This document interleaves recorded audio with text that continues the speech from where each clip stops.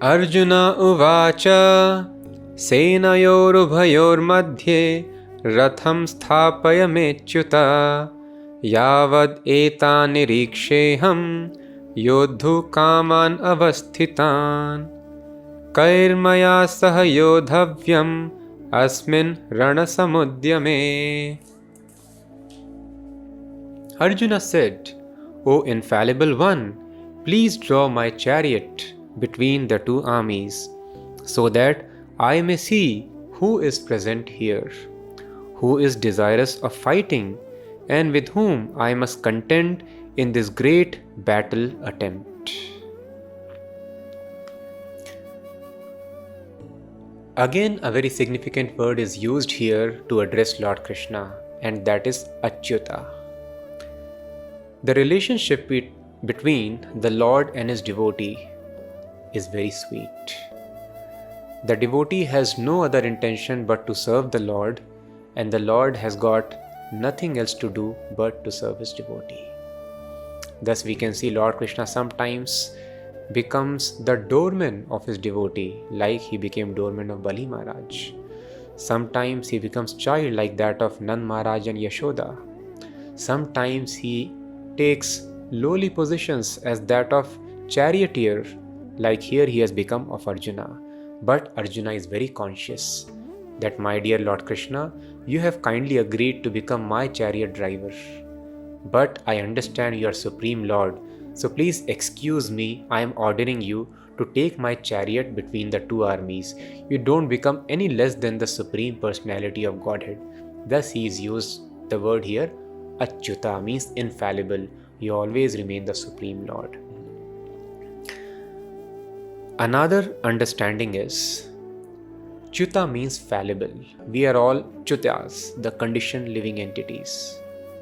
When the living entity falls from the spiritual platform and gets trapped by the laws of nature, then this situation is called Chyuta.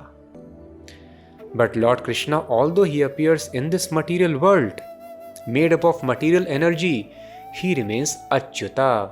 He never becomes controlled by the laws of nature. This point is very important to understand. Because our perspective of world is given to us under the control of material nature. If we have got the body of a pig, we will find stool to be very tasty. If we have got human body, we will find other delicacies like sweets, milk sweets to be tasty. So the way we perceive the world, it depends upon the body which is in control of material nature. We don't have absolute perception of the world. But when Lord Krishna comes here, he does not become controlled by the laws of nature. Although it appears that he is also taking birth, he is also dying. Somebody shot an arrow and it struck the toe of Krishna and Krishna left his body. Why you are telling that he is God? And see, somebody killed God. Can God be killed? He cannot protect himself even from an arrow. How he can be God? Or he is crying, being fearful of the mother. How God can cry? That is why Kunti Maharani tells, Tad atyanta vidambanam, your activities are bewildering. So it is not very easy to understand the activities of Krishna simply by seeing those activities. Some people tell, you need not read the activities of Krishna, books like Mahabharata, Bhagavad Gita, simply you know the activities and you understand, pick up from their behavior. No, we will be completely mistaken. Thus Krishna tells in Bhagavad Gita, Janma karma chame divyam evam yoveti tatvataha.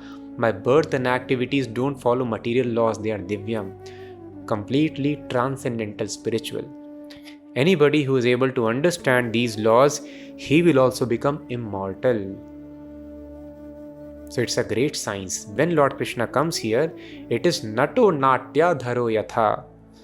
It is explained by Kunti Maharani. It is like a dramatic actor acting on a stage. He acts as if he has taken birth.